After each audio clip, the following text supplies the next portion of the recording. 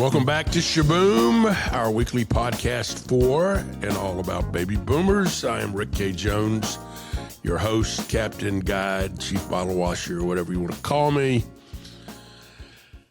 It's spring in the South. It is so gorgeous in Charleston. You know, some years we haven't had springs. You know, it seems like we go winter to summer. Not this year. We're just very fortunate. We're having a real spring. I love to look over the marsh and see a little bit of fog in the morning and have a little chill in the air, take your coffee out on the porch and have a sweater on. I like sweater weather. I like cotton sweaters in the spring. It's also, for the first time, we're getting crabs. We're getting crabs out of the crab trap. And it's perfect timing because 2 weeks ago, they released what is one of my favorite foods out there, Vidalia onions. On April 13th was the first day they could ship Vidalia onions, and we've bought some onions, Vidalia onions at Costco. If you don't know about Vidalia onions, 4 little counties down in South Georgia, Lyons, Vidalia, in that area, they grow these very sweet onions. They're so sweet you can almost eat them like apples. They don't have that bitter aftertaste that so many onions have. And I make crab salad with blue crabs, and crab salad, Vidalia onions, celery, cucumber, a little bit of mayonnaise, little Tony Chachere's. It's perfect. It's just great, and it's the right time for that. I am really committed to making crab salad when we have fresh crabs, and that's interesting because today's episode is all about the word of the week, which is commitment. You know, my favorite story of commitment is about breakfast. I've told this story before, but I'm a Southern boy. Breakfast is my favorite. I love breakfast.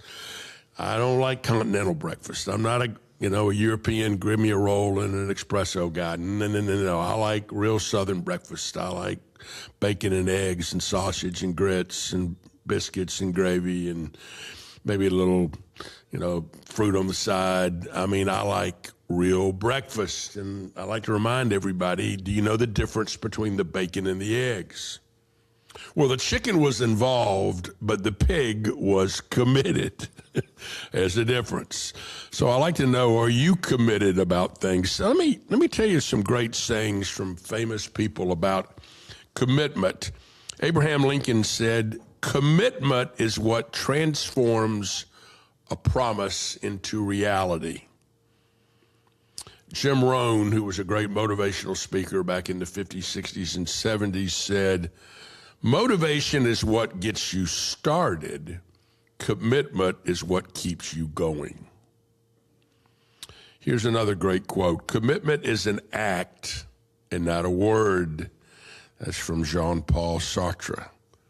And for you basketball fans, here's one from Coach Pat Riley. There are only 2 options regarding commitment. You're either in or you're out.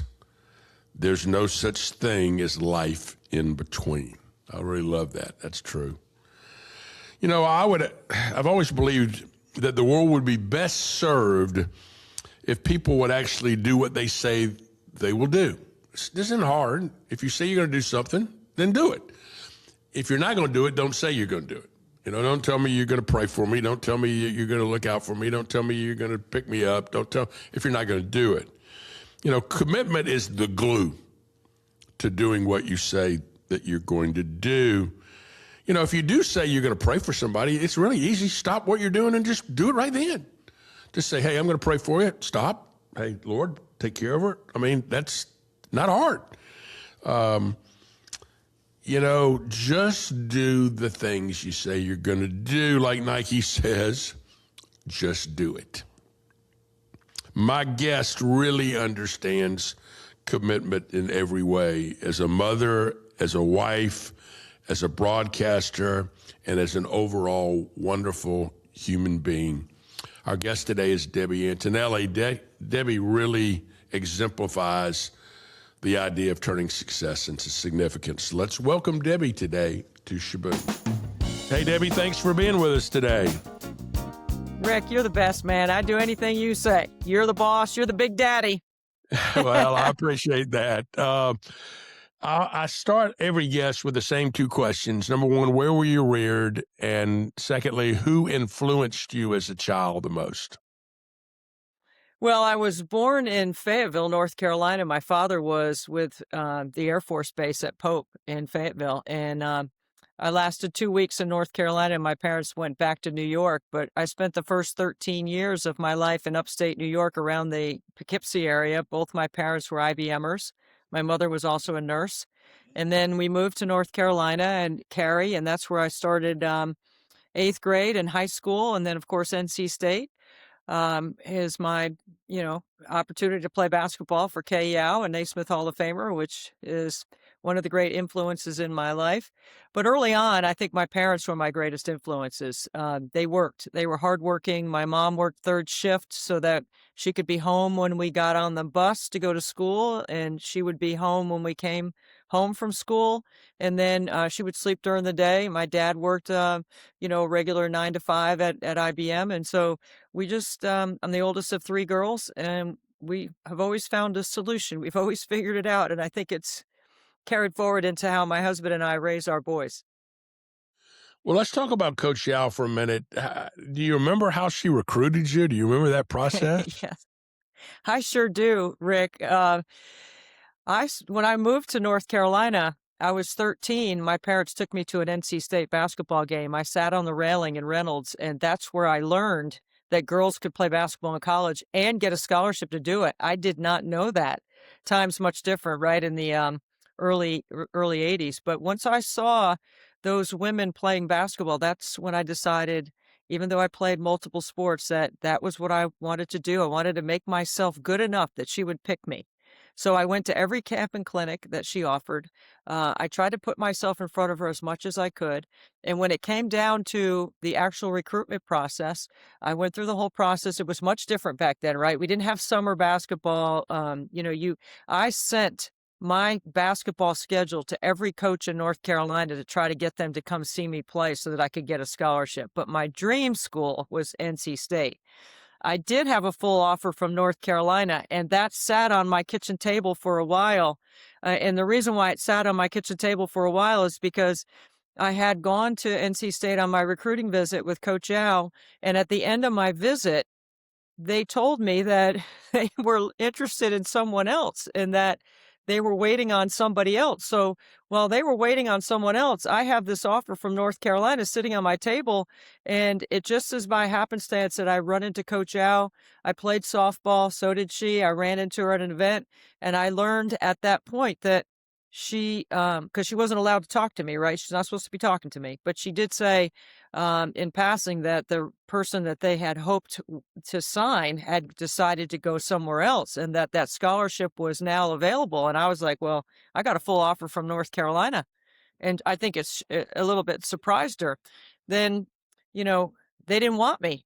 So I was devastated that they didn't want me. And then all of a sudden now they want me back. And was like, well, I don't know. I mean, I might go to North Carolina. It was kind of like, I just kind of played it. My negotiation skills weren't as refined as yours, but certainly it was, part of the story. Like, they didn't want me, then they did. I got on the phone with Coach Yao. I remember it was Easter weekend. So this is, recruiting so different. This is in April. And she says, hasn't this always been your dream school? And I'm like, yes. Haven't you always wanted to play for me? I'm like, yes. And so she just went right through and talked me right into it. I committed on the phone, Yeah, and she it's one of the just best put the decisions finger I ever right on made. the reality. She, She blew the North Carolina bubble really, she, really quickly, got you back she to that did. kind of thing. Well, it's interesting, you in a family of three girls, and Coach Yao was from a family of three girls, and Mhm. and so I think she always related to girls and women in a unique way because of her background and because of her mom, Uh-huh. at a time that it was a transitional period. It was moving away from you were moving into the NCAA era. You were moving into you know, the situation where women's basketball was being taken a little bit more seriously than it had been in the past. But she had been a pioneer and had, paid the dues and made the sandwiches and drove the van and the things that people have Yes. forgotten about. And so she was a big Yeah. influence on you, wasn't she? She was a huge influence on me, and we miss her. I miss her every day. I actually in my office have I'll show it to you real quick. It's if you can excuse the other things on the wall. This picture right here hung in her office, and when you went to see her every day, or when you went in her office, that picture was in there. So I was able to acquire that through the Kay Yow Cancer Fund. As soon as I saw it, I knew I wanted it, and I hang it. It's hanging in my office.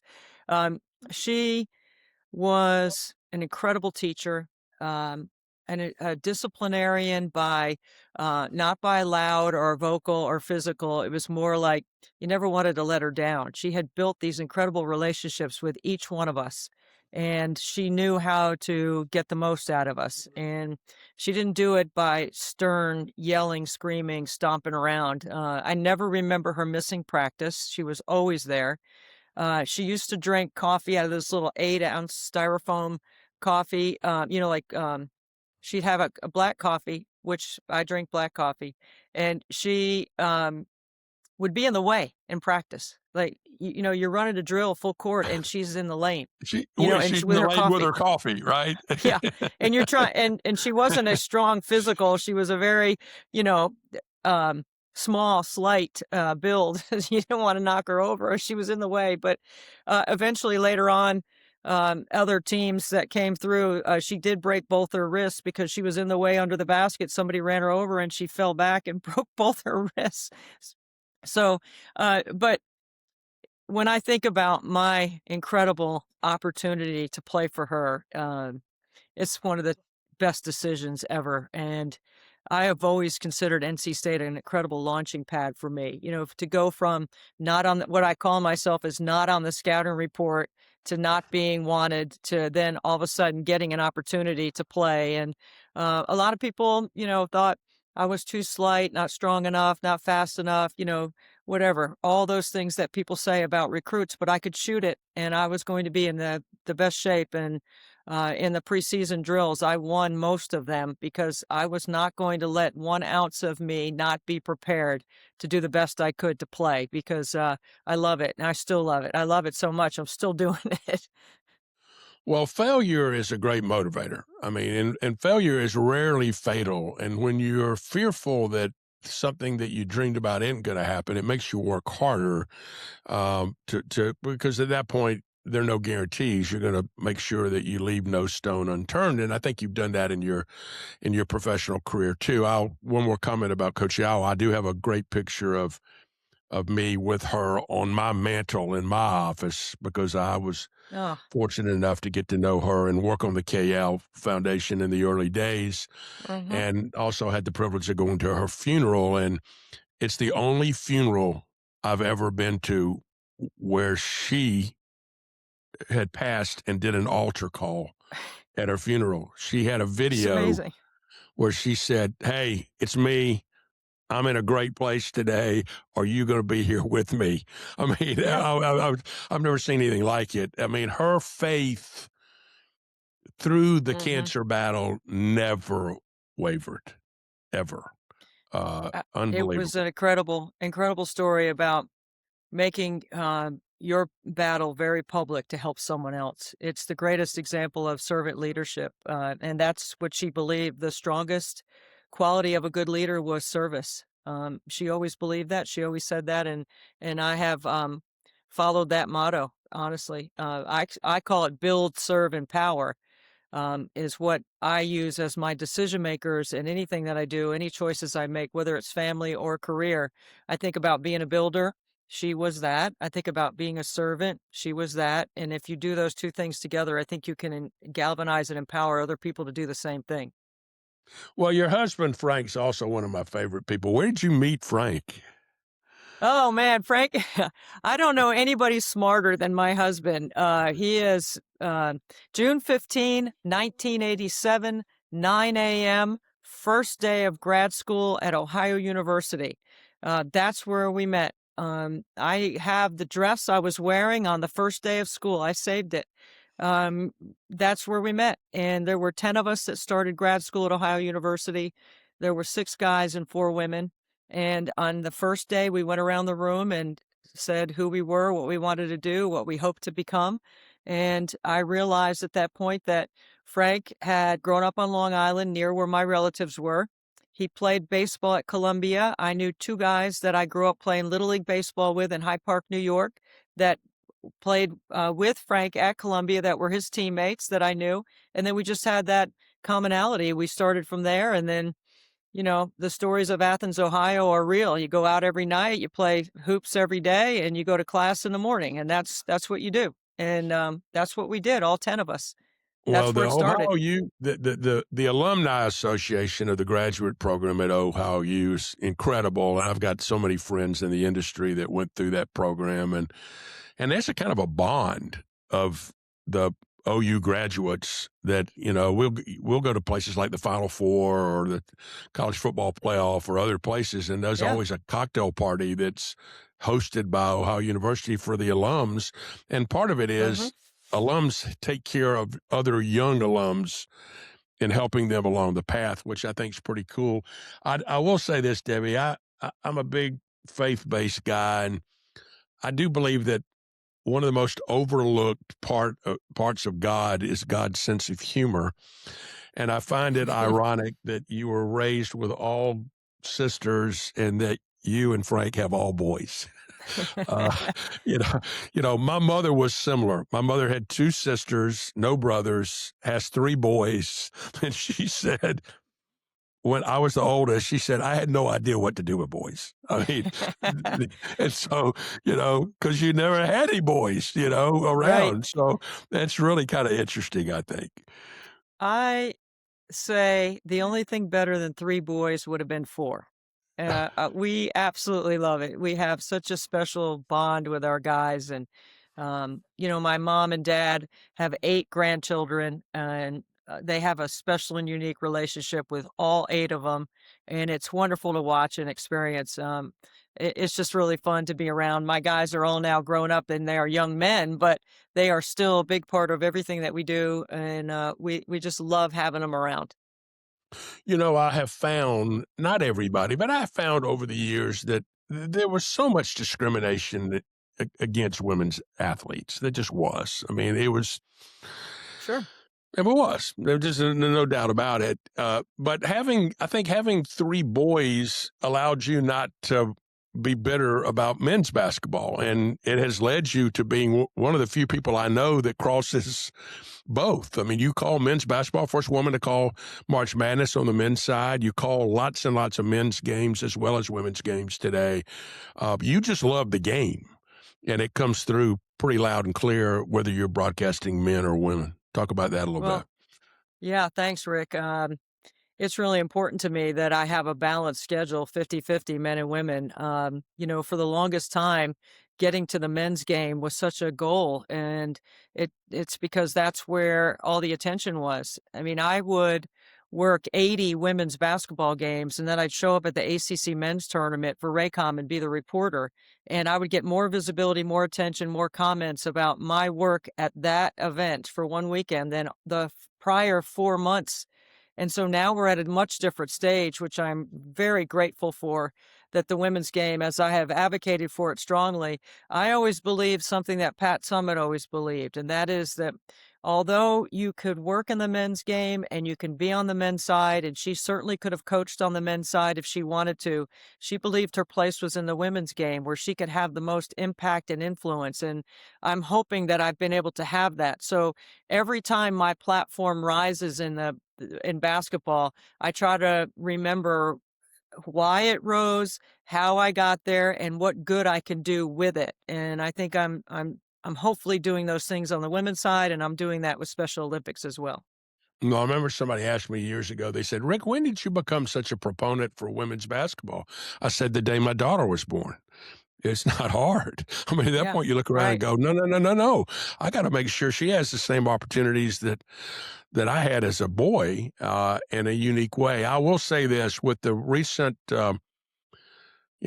landfall decision to pay the WNBA players, records amount of Yeah, money, I want to remind all those young ladies that they're standing on the shoulders of a lot of giants that paved the Yes. way. Again, I mean that drove vans, that made sandwiches, that cooked for their players in their homes, that did Yep. whatever it took to build programs. And I think sometimes history we forget. If we don't remind people of the pioneers of the game. And certainly, I think one of the unique places that you're in is that you've seen it as a player and as a broadcaster and as a parent. And so, you're kind of unique in that. I want to kind of switch gears a minute. 3 sons, they've all loved the game.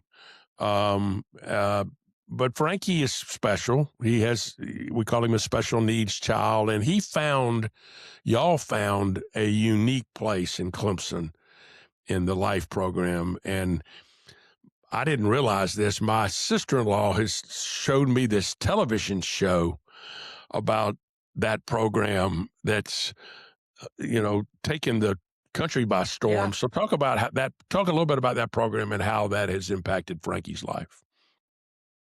So Clemson Life is a program that is nearing 20 years, believe it or not. Clemson has been a leader, and the state of South Carolina, quite frankly, has been a leader in providing post-secondary educational experiences for students with intellectual disability.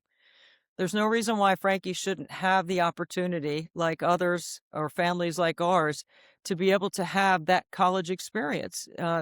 His classes are not the academic classes, and he doesn't get a degree, but it's a life skills transitional program to employment and independent living, which he is doing both. I'm not sure we would be where we are if we had not had the vision and the hope and the goal of providing him with that college experience. And I'm telling you, Rick, the day I cried 6 weeks before we dropped him off and 6 weeks after. But when I look at where he is and what he has been able to do, how he can make decisions, he makes healthy choices. He's got a community of friends that I'm not sure he would have if he was here with us. And it has really turned him into an incredible young man. I'm just so proud of all the fight, the advocacy, the hard times, which you don't remember because, while you're going through it, I can tell you how many times I left Charleston County schools kicking and screaming. And I say I only had 2 teachers and 1 bus driver fired. There could have been more, and it wasn't my choice. It was their choice.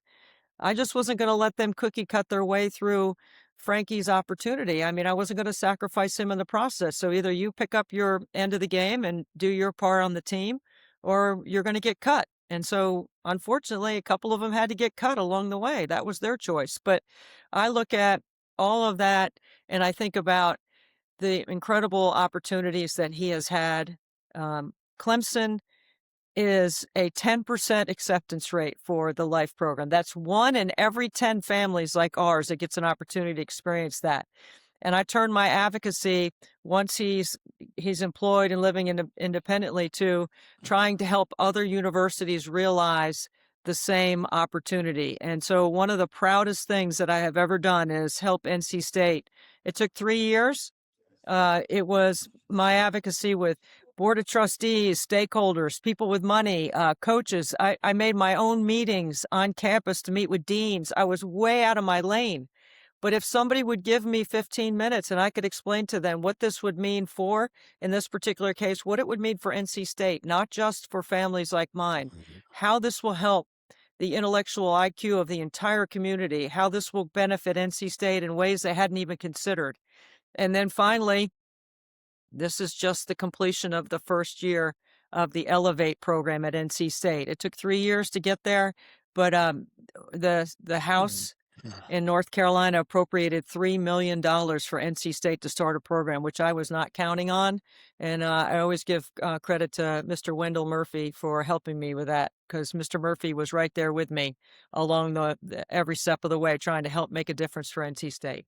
Well, Clemson's program has been successful for a lot of reasons, but the fact that the Yeah. president, Jim Clemens, had a daughter in the program, I think certainly helped that. And I've always believed that the land grant universities, Clemson's a land grant university, NC State's a land grant Yes. university, are the best places for these programs. Mike Slive was a great friend, the late Mike Slive, and he used to let Jim Delaney get under his skin a little bit about the superiority of the Uh-huh. academics of the Big Ten institutions. And one day I told Mike, I said, Mike, quit apologizing for the Southeastern Conference. The job of a land grant university at Mississippi State is to take care of the people of that state, That's all of the exactly people right. of that state. And let's don't apologize for that. Everybody doesn't have to be Harvard. You're trying to No, service the need, and I think as you continue to pursue this beyond NC State, I think these land grant universities are going to be, in my opinion, the places, and I think they're places that legislators, many that have come out of land grant universities, are going to find the dollars for you. that is 100% accurate. That is exactly what I said to Chancellor Randy Woodson. You know, you are a land grant institution and you're not serving the population of your state. And when I said that to him, he was going to give me 15 minutes on a phone call, and I drove to Raleigh to meet with Chancellor Woodson, and we've become dear friends because of it. This is his legacy. He may not have realized it at the time, but I told him this is going to be your legacy at NC State of all the things that you've done. And while the discussion on the House floor was taking place about money for NC State, North Carolina Central raised their hand and said, "What about us?" There's only one HBCU in the country that has a program like this. It's at Tennessee State. So we are going to, they're our sister program. We're up and running. We're getting ourselves going, and then we're going to help North Carolina Central. And it gives me chills when I think about it because, you know, Rick, you go back to using the platform for good. I'm ball screen offense and pick and roll defense. I can diagram and diagnose that all day, and I love it. I mean, there's nothing that matters to me as much as getting a chance to call a game. I love the grind, the practice, the film. I love all of it. I love the people. I like being in the game. I love the sweat equity that comes with sitting courtside. Like, I want sweat on me. I'm so close, right? But when I start thinking about what we've been able to do with our basketball, that all those little girls out there dribbling, you just have no idea what it can turn into. And I've been able to use basketball in a lot of different ways. It's been a strong vehicle for me and my family, and I'm going to keep doing it until I can't do it anymore. Well, you've been an advocate for women's basketball in such a way. Now you're an advocate for intellectually challenged children and your free throw challenge that raises money for Special Olympics. Let's talk a little bit about that because this is a very unique program I that I just absolutely love. And I want people that are listening I want them to understand how they can support that. So talk about it. Yeah, thank you, Rick. This is a really important schedule in my year. I mean, it's a very important part of my calendar.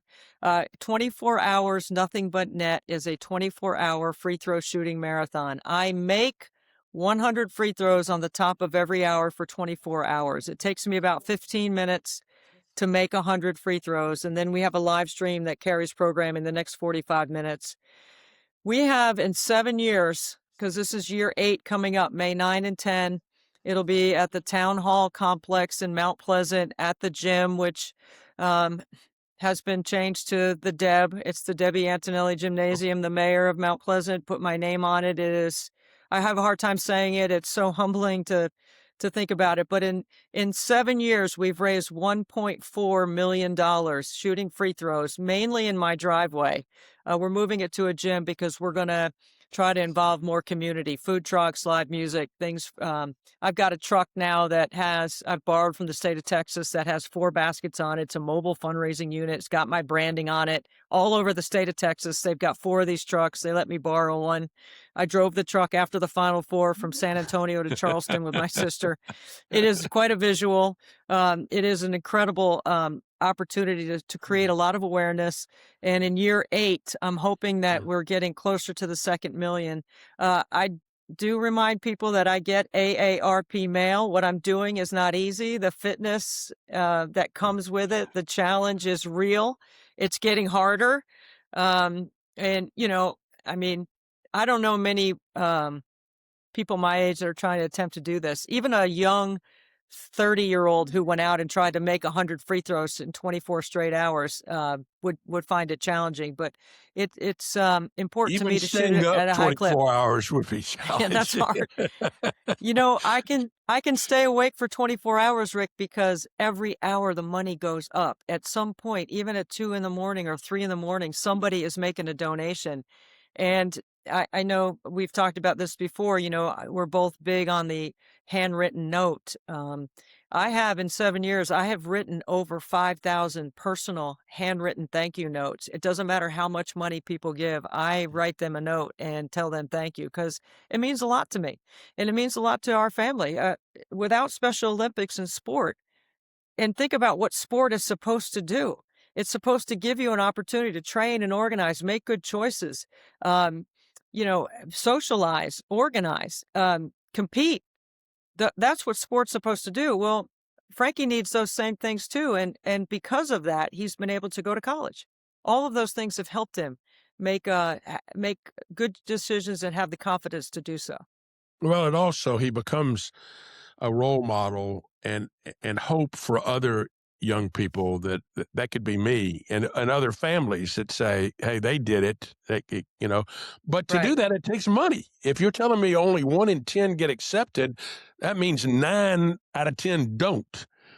And it's because we don't have enough resources. We're not putting our money where our needs are. That's right.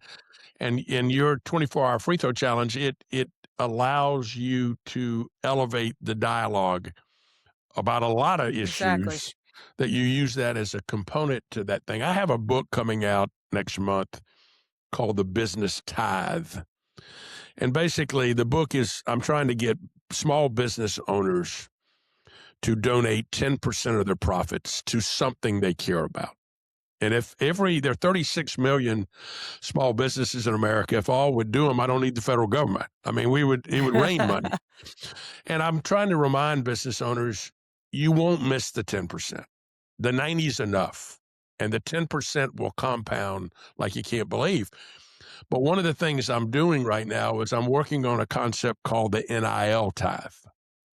And what I'm going to be doing over the next year is going to student athletes that are now getting paid and saying, how about taking 10% of what you're getting paid and give it to something that you care about? Get with your teammates and pool your money. If you were raised in boys and girls clubs, donate to boys and girls clubs. If your mama has breast cancer, give it to breast cancer research. If Mhm. you were a recipient of free food as a child, give it to a food bank. If you have a sibling that has just participated in Special Olympics, give it to Special Olympics. If you have a teammate from Team Impact give it to Team Impact. I Exactly. mean, because we need to teach everyone to be a giver. And, It is a you skill. have been It's a it's skill. a skill. You have to learn to give. And it takes and I'm so proud of you because one person can make a difference, can make a huge difference. If you thought that you could do something today that could help someone else, no matter how big or small it is, would you be willing to do it?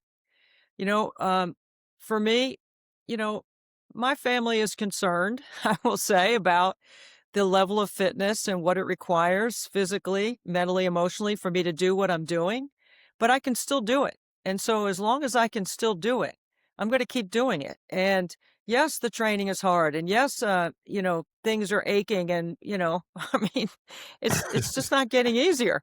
But I'm committed because I know on the other side, if I could just make it through the 24 hours, what it means for other families. And so while I can still do it, I'm willing to do it. Now, you're right. You don't have to raise $1 million, but you can do something to impact your neighbor somehow, just a small thing. And it just makes our place more tolerable, more fun, more community savvy, just creates greater awareness. There's a lot of smart people in the world that can do a little bit more. And that was one of the things Coach Yow would always say, like, you can you do a little bit more? What more can you do? Like, yeah, we just finished a workout, but you know what?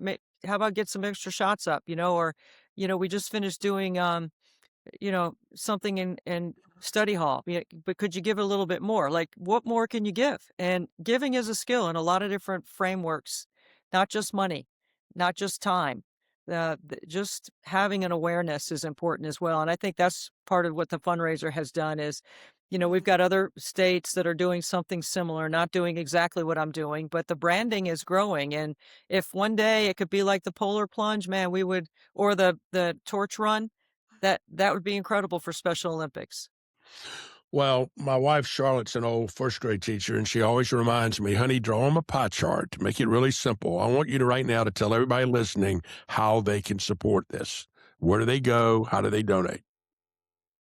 First of all, I ask everyone for 1 penny for every free throw I make. That's $24. I think everyone that I know can do that, and anyone listening, if you would please go to 24hoursnbn.com. It stands for 24 hours nothing but net. It's 24hoursnbn.com, and you will see on there how much money we've raised, just some background on our event, and see how much you can make a difference. I mean, $24, that's, 2 trips to Starbucks or a lunch one day out. I mean, it's not much to ask, but if everyone would do that, it would have such a powerful meaning on the athlete's ability to train. And that's what they need because they can't organize on their own. They need help. And this is how you can help. Well, my good friends at Jersey Mike's, you do their Oh, annual those guys day are of great. giving, and I'm so proud of what they do. And this year, all the money went to Special Olympics, which I was really thrilled about. And, it made us go not once, but twice that day. I always try to go the next day just to thank the owner operator for what he did the day before, she did the day before, and in a way. And you're right. But I think we're going to call this the Great Eight year. And this is a tipping point year that I think we're going to get the word out and a lot more people are going to support it. And you're going to raise a lot more money. Our word for the day today was commitment. I started the podcast by telling the story at breakfast that the difference between the bacon and the eggs is the chicken was involved, but the pig was committed.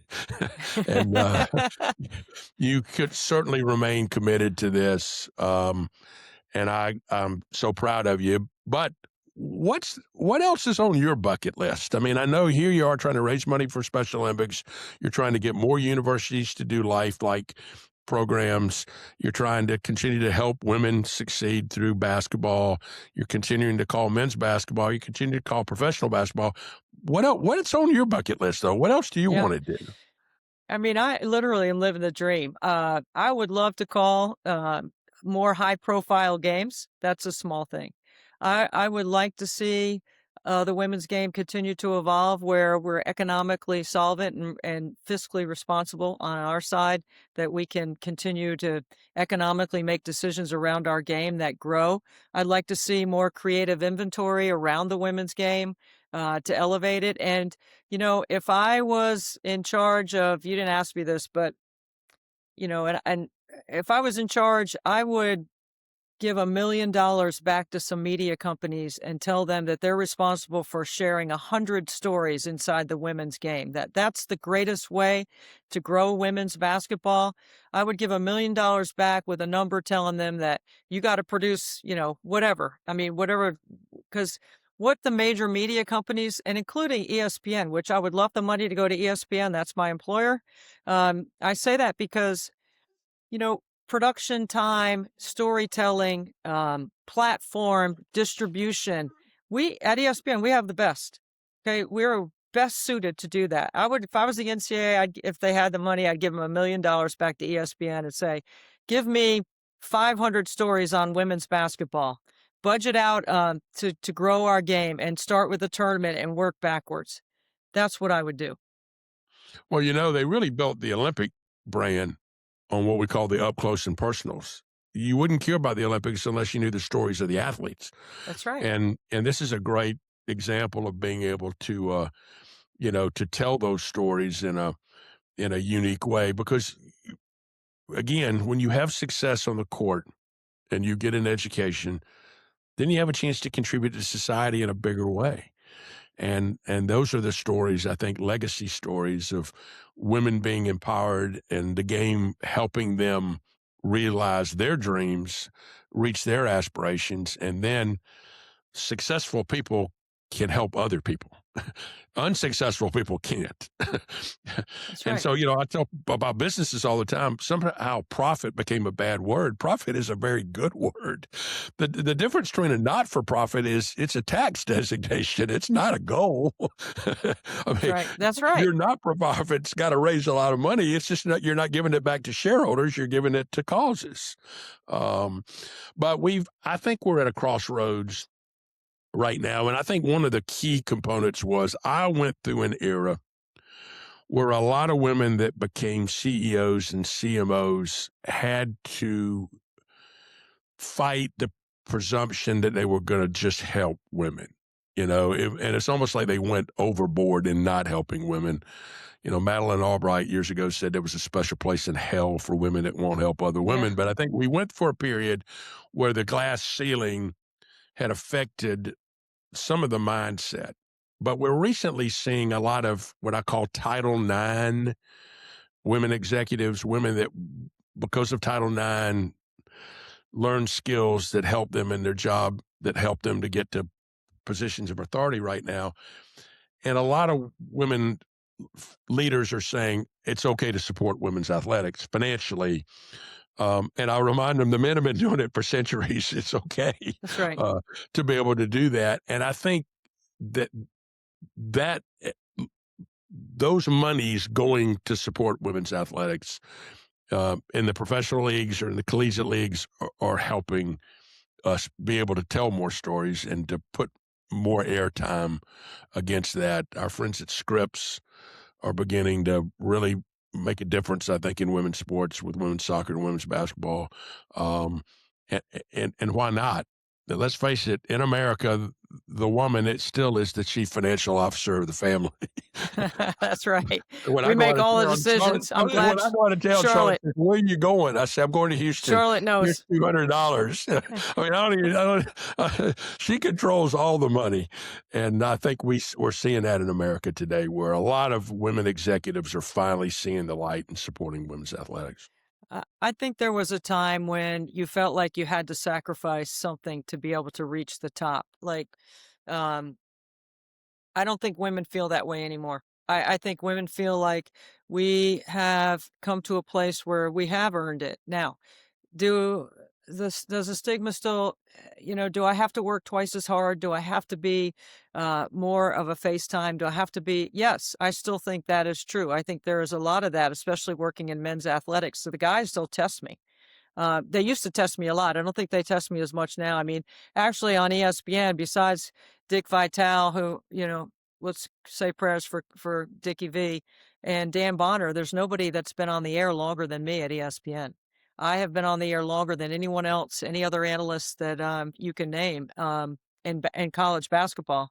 And so, I think the sacrifices along the way, the things that I had to do that the women don't have to do today, that you can come right out of college and get plopped right into ESPN. That wasn't the case for me. I was working 28 years in this industry before ESPN gave me a full-time contract. So I was working 20 years for CBS before Sean McManus hired me on the men's tournament. So I don't think that happens as often now. I think there are more women that can jump to the top quickly. But my advice to everyone that I run into that's in my industry that works, that's a woman, the only thing I ever say to them is, please work hard. Work hard. Just work hard. If you do that, things will happen for you, and they can happen much quicker than they happen for me. That's the only thing, because I want our game to succeed. Well, you're one of the hardest working people I know on the basketball side, on the charitable side, on the family side, on the community side. You're one of my heroes. You're one of my best friends. I'm so thankful that we know each other and that our lives cross regularly. And I can't thank you enough for being part of our show today on Chabot. Anything for you, Rick. Like I said at the beginning, I'm so grateful that you select me for your podcast and for your show. And I feel the same way about you. I love you as a mentor and a brother. And I'm so grateful to have this time. And thank you for helping support Special Olympics. And tell Charlotte, give her a big high five for me. She I deserves it. will. Thank you, dear. Appreciate you being here. Our song of the week in honor of Debbie is a great song by Alicia Keys called This Girl's on Fire. because I think Debbie's on fire and has been on fire for a long time, and is just doing so many wonderful things that you just heard about. Other songs on the playlist today, there are two songs about relationships commitment. One is from the Bee Gees. It's called How Deep Is Your Love? And the other one is a song that I really love from the 50s by the Casinos. It's called Then You Can Tell Me Goodbye. It's one of my favorite songs ever. And then we got a couple of songs about committing to action. The country band Rascal Flatts has a wonderful song called Unstoppable. And the great Kelly Clarkson has a song on our playlist today called Stronger. Two songs about commitment to action. It's time for today's The Boom. I am absolutely sick and tired of political figures and political leaders and our representatives who've forgotten two major things. Number one, they work for us. Number two, they spend our money. They seem to have forgotten that. The recent TSA shutdown made me crazy. If Congress shuts down any part of the government, then they shouldn't get paid. Their job is to keep the government open. That's one of their first lines of job description. Make sure the government works. And if it doesn't work for me, I don't want it to work for you. In other words, if you're not paying the TSA people, then don't pay yourself, period. We have a midterm election this fall. Regardless of your political affiliation, remind those people that they work for you and they spend your money and it's not theirs. And that's today's Boom. Time to take a walk down memory lane. We were talking a lot about college basketball today with Debbie. I can remember being a kid, and you wore kids. Remember kids, you baby boomers? Or even PF Flyers. Any of y'all remember PF Flyers? These were sneakers from that era. But I'm going out for basketball. It's the 8th grade, and my mother's going to get me a new pair of sneakers. And about 9 o'clock that morning, I started agonizing over the fact that my mother knew nothing about basketball. And then my mother was going to buy me some red PF Flyers, and I would be the embarrassment of the 8th grade in my tryouts. Or she was going to buy me some white kids, which may have been even worse. And I agonized all day long. There's nothing like being an 8th grader, sitting at school, agonizing over what your mother is going to buy you before you try out for basketball. The bell rings, 3 o'clock. I limp out to the parking lot. My mother's in her station wagon. She hands me a green Rich's bag. Rich's Department Store was a store in Atlanta, one of the great stores in Atlanta, and they had a signature green bag. And in that bag, I can see is a shoebox. And I carefully open it up, pull it out. These are high-top Converse All-Stars basketball shoes. For the rest of her life, my mother could do anything. She could do no wrong. She was my hero. My mother did know something about basketball. I got Converse All-Stars. At one point, both Magic Johnson and Larry Bird did commercials for Converse, and the tagline for Converse All-Stars was limousines for the feet. Converse All-Stars were the shoe of my era, of the baby boomer era, until a guy named Michael Jordan came along and created basically the desire to own Air Jordans, Nikes with basketball.